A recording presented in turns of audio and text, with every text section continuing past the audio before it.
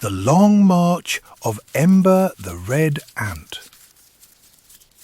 The sun burned high above the forest floor, turning grains of sand into glowing embers. Ember, a tiny red ant, stood frozen on a cracked leaf, his antennae twitching with panic. He was lost. Only moments ago he had been part of a marching line, hundreds of his fellow ants carrying crumbs back to the colony. But a sudden gust of wind had scattered them like dust. Now Ember stood alone in a world that felt impossibly huge. He took a deep breath, well, as much as an ant could, and began to walk. Not long into his journey, the ground began to tremble. From behind a rock emerged a massive black beetle, its shell shining like polished armor. To Ember, it looked like a moving fortress.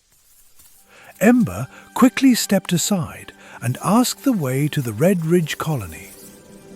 The beetle paused and gestured a direction. With that, it marched on, leaving Ember both grateful and uneasy.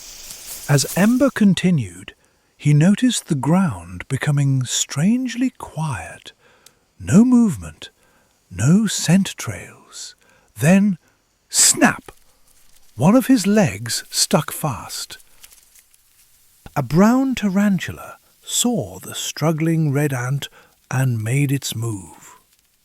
It walked closer and closer to Amber.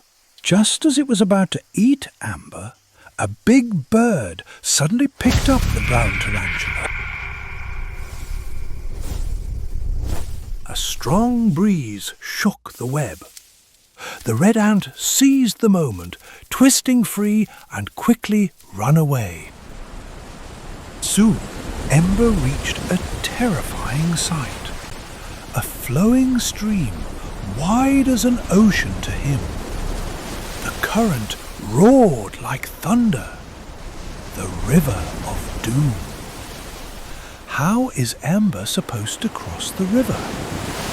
Just as he was puzzled, nearby a line of ants floated past, clinging together, forming a living raft. Ember remembered his training. Without hesitation, he leapt into the water and grabbed onto a passing ant.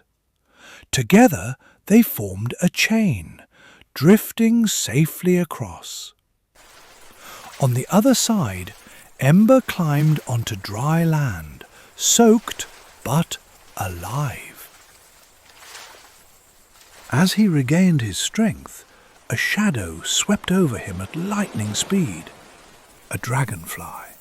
Its wings buzzed like a storm. Ember asked for the direction to his nest, hoping for a clue. The dragonfly used its hind leg to touch Ember's antenna, passing him the scent of the colony. This would be enough for Ember to trace his way home.